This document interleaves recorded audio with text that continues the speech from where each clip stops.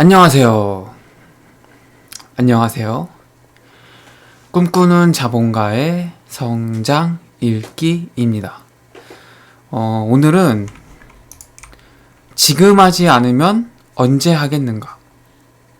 지금 하지 않으면 언제 하겠는가? 라는 책을 가지고 한번 같이 이야기를 나눠보도록 하겠습니다.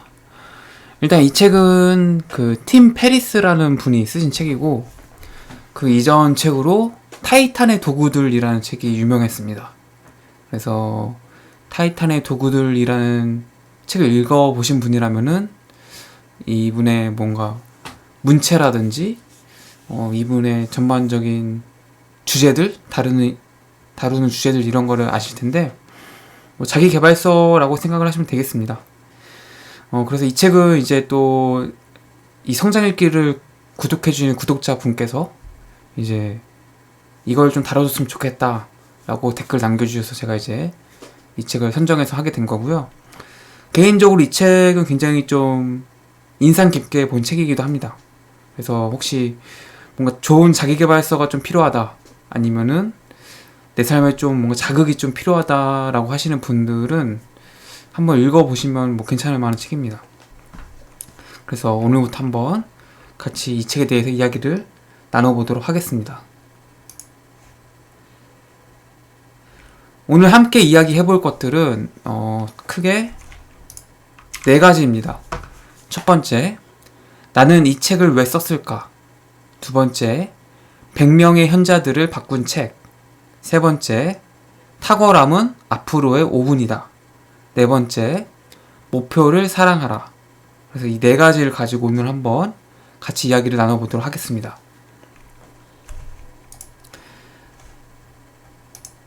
나는 이 책을 왜 썼을까? 나는 이 책을 왜 썼을까?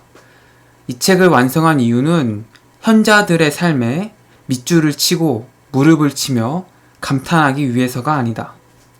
그들의 통찰을 연료로 삼아 다시 힘찬 시동을 걸어보기 위해서다. 그들은 이렇게 말했다. 인생의 25%는 자신을 찾아내는데 써라. 남은 75%는 자신을 만들어가는데 집중하라. 이 책을 쓰는 동안 내가 찾은 답도 비슷하다. 나를 찾아내지 못하면, 나를 만드는 일을 하지 않으면 나는 나도 모르는 사이에 사라진다. 제일 책의 첫 부분에 나오는 이야기입니다. 나는 이 책을 왜 썼을까라고 이 책의 저자가 이제 딱 글을 남겨뒀습니다. 그래서 이 부분을 보면은, 그러니까 이게 현자들, 그러니까 우리가 이제 위대한 사람들, 훌륭한 사람들이라고 생각한 사람들이 뭔가 했던 말들, 이런 것들을 뭔가 이 책의 저자가 뭔가 스스로 조사하고 잘 엮어가지고 거기다 자기의 통찰력을 버무려가지고 이제 쓴 책이 바로 이 책이거든요.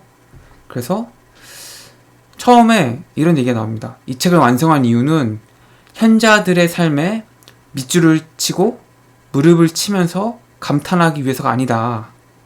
그렇게 만들었기 때문에 대부분의 사람들이 이거 좋은 명언들 그냥 모아서 잘 편집해 놓은 책 아니야?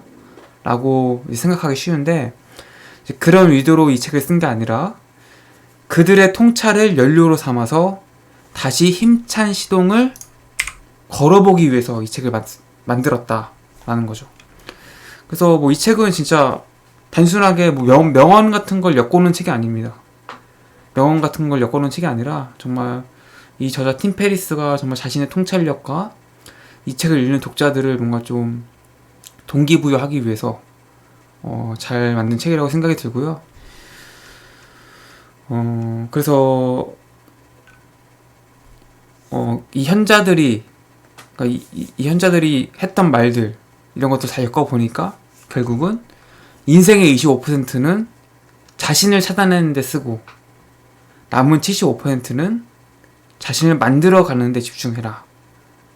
그러니까 우리 인생의 4분의 1은 내가 누구인지 이것을 찾는 게 중요한 거고, 나머지 75%는 내가 누구인지를 이제 알았으니까 그것을 더 발전시키고 더 정교하게 다듬는 거죠. 이런 데 집중해야 된다는 겁니다. 그래서 기본적으로 뭔가 성공을 하고 싶다, 혹은 훌륭한 사람이 되고 싶다라고 하시면은 나를 찾는 것부터 일단 시작하셔야 되고, 나는 내가 어떤 사람인지 알아. 내가 뭐 어떤 걸 좋아하고, 내가 어떤 사람이고, 어떤 상황에서 어떻게 행동한 사람이고, 뭐 어떤 분야에 관심이 많은지, 뭐 이런 것들을 자기가 자신에 대해서 잘 알고 있다면은 남은 75%는 그 분야, 그 주제로 이제 더 발전시키고 성장시켜 나가야 됩니다. 그래야지 이제 우리가 훌륭한 사람이다라고 생각할 수 있는 뭐 일정한 성과를 내거나 혹은 뭐 그 분야의 전문가가 되거나 뭐 이런 사람이 될 수 있다라는 거죠. 만약에 그렇지 않으면은 내가 이렇게 좋아하는 거 이런 것도 잘 모르고 내가 나에 대해서 잘 서로 인식을 하지 못하는 상태에서 삶을 계속 살아가게 되면은 나는 나도 모르는 사이에 사라진다라는 말을 하고 있습니다. 그래서 뭐 소크라테스가 이제 가장 많이 말을 했죠. 너 자신을 알라고. 그러니까 자기가 좋아하는 분야를 찾는 게 제일 중요한 것 같고, 그 분야를 계속 함으로써 그 분야에서 어느 일정한 성과를 거두는 게 그 다음인 것 같습니다. 그래서 대부분 우리나라 교육 자체가 뭔가 우리의 적성을 찾고 우리가 하고 싶은 뭔가 주제나 분야에 대해서 그것을 할 수 있도록 돕는 교육이 아니라 그냥 무조건 대학 가라 뭐 이런 주의라서 조금은 이제 나를 알아간다는 게, 나를 찾는다는 게 사실은 좀 많이 좀 여러모로 좀 힘든 환경이긴 합니다. 하지만 그럼에도 불구하고 내가 나 자신을 지키기 위해서는 나에 대해서 많이 고민을 하고 나에 대해서 많이 생각을 해야 된다고 생각을 합니다. 그래서 가장 먼저 내가 누구인지부터 한번 생각을 해보자 라는 메시지가 중요한 것 같습니다. 100명의 현자들을 바꾼 책. 100명이 넘는 현자들의 인생을 바꾼 책은 단연 빅터 프랭클의 죽음의 수용소에서였다. 그리고 그들이 그 책에서 가장 많이 인용한 대목은 다음과 같았다. 성공을 목표로 삼지 마라. 성공에 초점을 맞추면 맞출수록 그것에서 더욱더 멀어질 뿐이다. 성공이나 행복은 의도적으로 찾을 수 있는 것이 아니라 자연스럽게 찾아오는 것이다. 그것에 무관심함으로써 그것이 저절로 찾아오도록 해야 한다. 나는 당신이 내면의 소리에 귀 기울이고 그것이 원하는 대로 확실하게 행동할 것을 권유한다. 그러면 언젠가는, 정말 언젠가는 성공이 찾아오는 모습을 보게 될 것이다. 왜냐하면 당신이 성공에 대해 생각하는 것을 까맣게 잊어버리고 있었기 때문이다.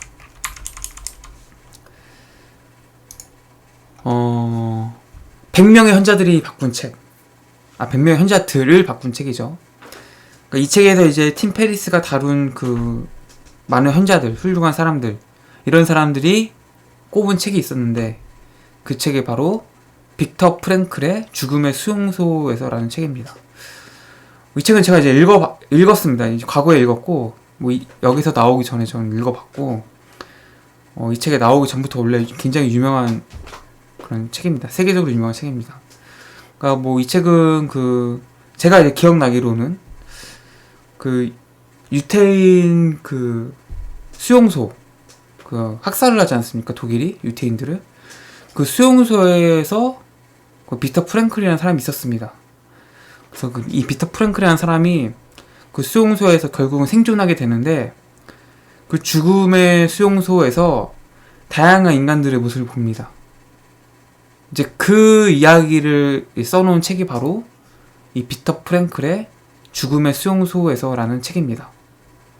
그래서 가장 인상 깊었던 부분은 바로 이 부분입니다. 그러니까 죽음의 수용소에서 결국 생존한 사람들을 보니까 뭐 이런 사람들이었다는 거죠. 그러니까 다양한 사람도 있었어요. 뭐 자포자기한 사람도 있었고, 그리고 뭐 RMVD, 뭐 시크릿이라고 해가지고 막 나는 몇 월 며칠에 이 수용소에 나가게 될 것이다. 뭐 이런 이제 강력한 믿음을 가진 사람이 있었고, 뭐 세 번째는 그냥 그날 하루하루 뭔가 삶을 살아가면서 그런 구체적인 목표를 세워놓기보다는 그냥 하루하루 뭔가 감사하면서 살아가는 이런 사람도 있었던 거죠. 이 세 사람 중에서 결국 이 죽음의 수용소에서 생존한 사람들을 따져보니까 뭐 우리가 일반적으로 생각하기에는 뭐 몇 년 몇 월 며칠에 나가겠다라고 생각하시는 그런 사람들이 뭔가 결국엔 생존했을 것 같지만 뭐 결과론적으로 그렇지 않았다는 거죠.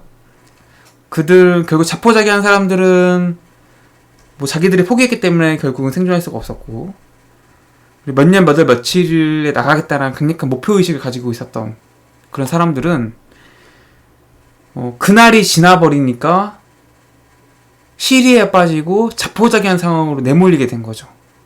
나는 그때 나갈 거라는 이제 확신과 믿음이 있었는데, 근데 그날이 지나고 나서도 내가 나가지지 않으니까, 내가 바라던 것이 이루어지지 않으니까 그 다음부터는 굉장히 절망적인 상황으로 빠져버리면서 결국은 못 버티고 죽게 되더라 라는 이런 이야기가 있었습니다.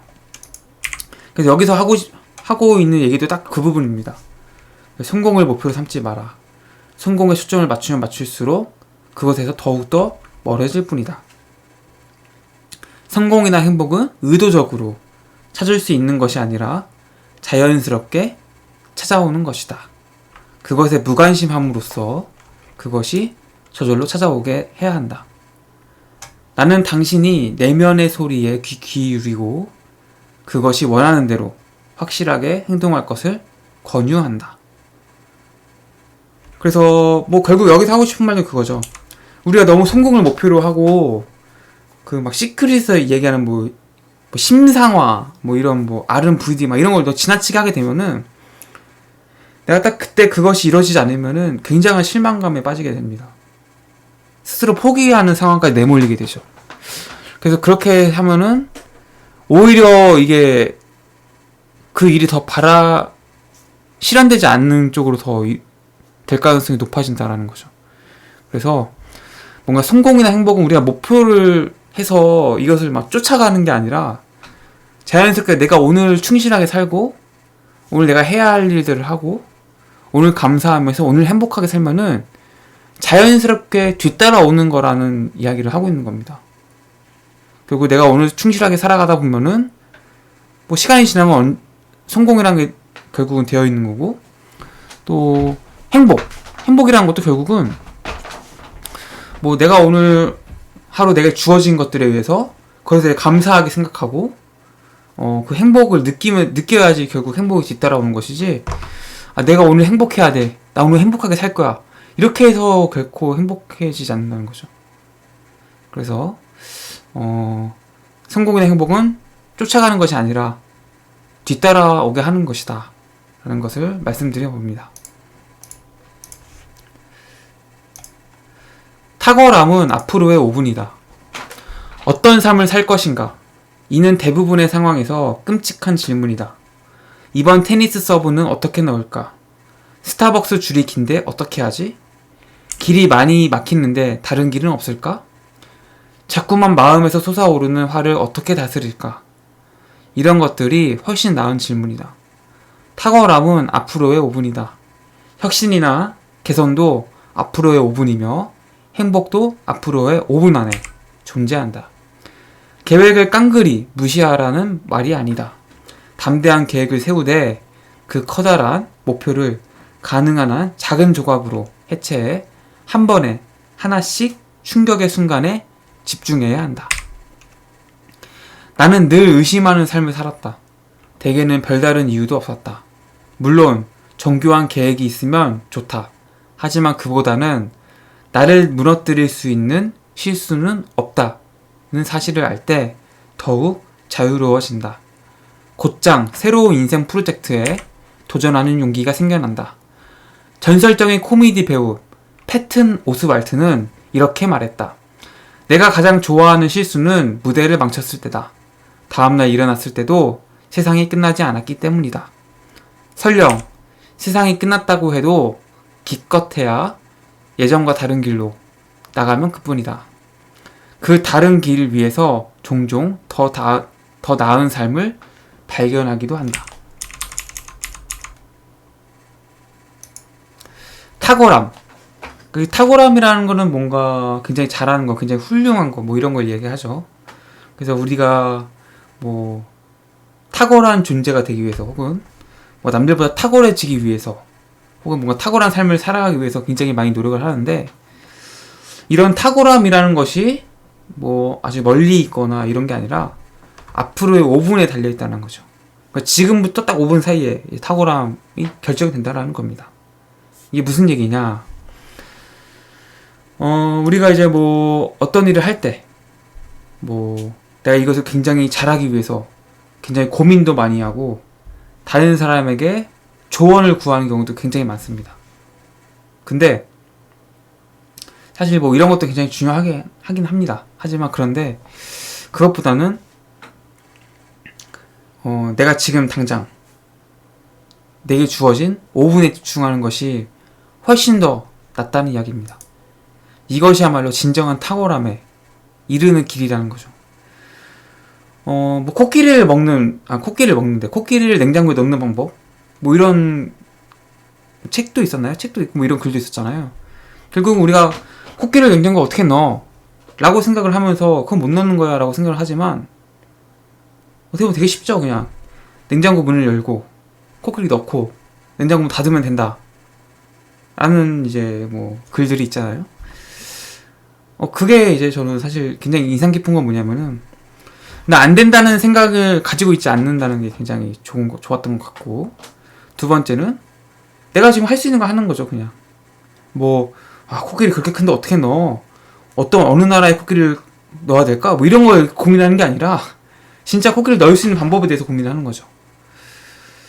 그러니까 우리가 대부분 어떤 일을 할 때 그 일을 하기에 앞서서 너무 고민도 많이 하고 너무 좀 문제의 본질에서 벗어나는 이야기들을 많이 하는 것 같아요. 실제로. 그래서 뭐 정말 중요한 건 사실 그게 아닌데, 그래서 너무 그런 것 때문에 시간을 많이 쓰기보다는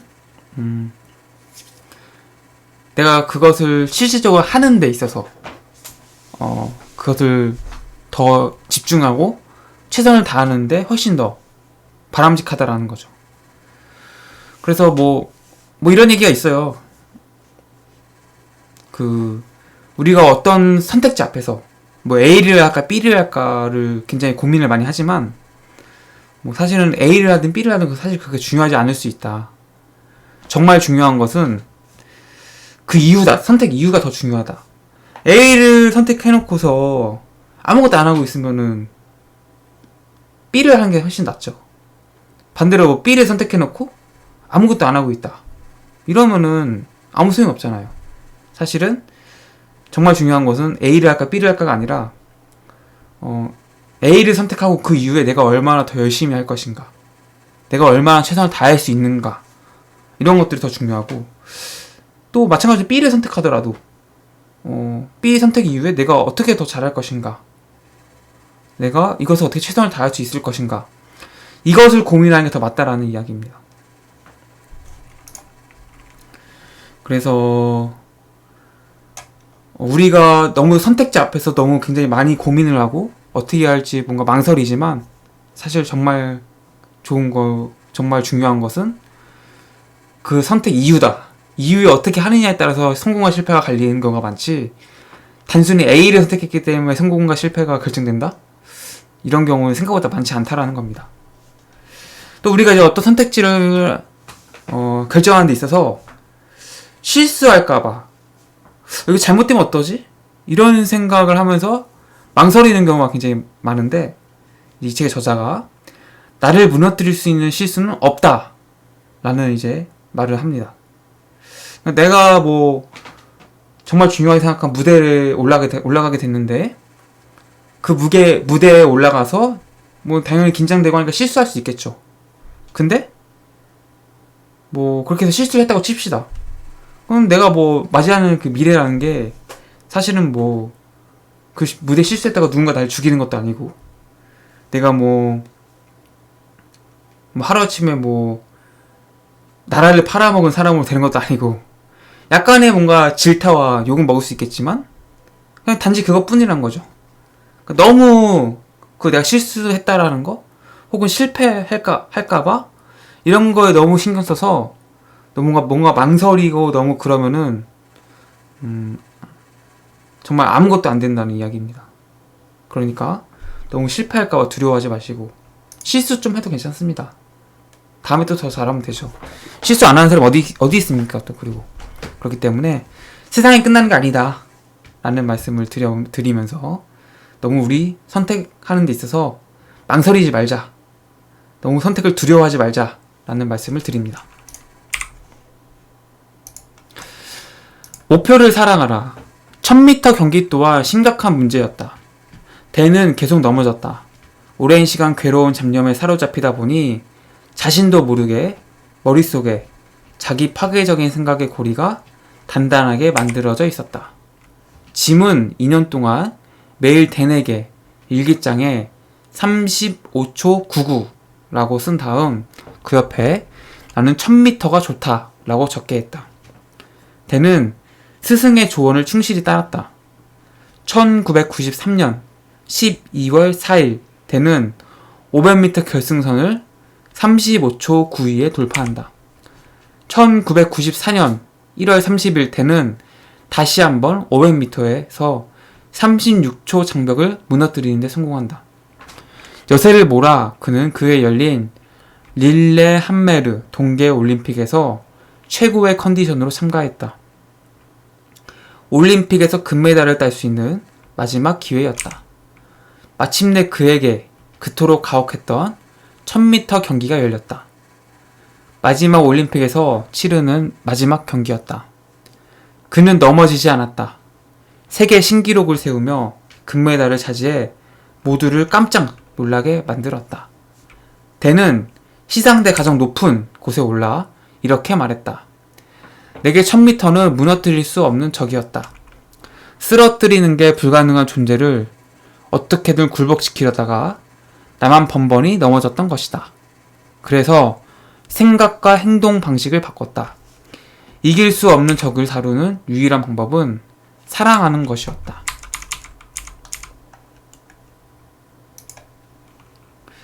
그러니까 이 댄이라는 이제 선수가 있었는데 이 1000m 경기에서 이제 계속 약간 넘어졌다고 해요. 넘어지는 징크스가 있었던 거죠. 1000m를 달리면은 워낙 그 너무 빠른 속도로 달리다 보면 넘어진 경우가 생각보다 많습니다. 그래서 이제 이 1000m가 너무 이제 되게 부담스러웠던 거고 되게 싫었던 거고 되게 좀 컴플렉스였던 거죠. 그래서 난 1000m 싫어. 난 1000m 못하겠어. 난 1000m 안 했으면 좋겠어. 막 이런 생각이 가득 찼던 거예요. 이 생각에. 1000m 이렇게 넘어지다 보면 그런 생각이 들 수밖에 없겠죠. 근데 이제 짐이라는 코치가 있었나봐요. 짐이 이제 댄에게 매일 일기장에 35초 99라고 적고 나는 1000m가 좋다 라고 적게 한 겁니다. 매일 35초 99 쓰고 나는 1000m 좋다 라고 쓰게 한 거죠. 다행히 이제 댄은 이 스승의 말에 충실히 따랐고 실제로 1993년 12월 4일에 500m 결승선을 35초 92에 돌파합니다.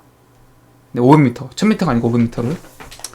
그러고 이제 1994년 1월 30일에 또 한 번 이제 500m에서 36초의 장벽을 무너뜨리는 데 성공을 합니다. 35초 99라는 거에 목표가 달성된 거죠. 또 이제 이 댄이라는 선수가 마지막으로 출전한 올림픽 릴레함메르 동계올림픽, 여기서 이제 1000m 경기에 출전을 하게 되는데 거기서 그토록 자신이 넘어졌던 징크스가 있고 굉장히 부담감이 심했던 그 올림픽 경기에서 세계 신기록으로 금메달을 목에 걸게 됩니다. 이게 참 굉장히 좀 시크릿이나 뭔가 꿈꾸는 다락방 이런 책들에서 많이 이야기하는 거죠. 내가 원하고 있는 거, 내가 바라고 있는 것들을 글들을 이제 써라. 매일매일 외치든지 노트에 항상 글로 쓰든지 이런 식으로. 그리고 그게 정말 이루어진 거죠. 그래서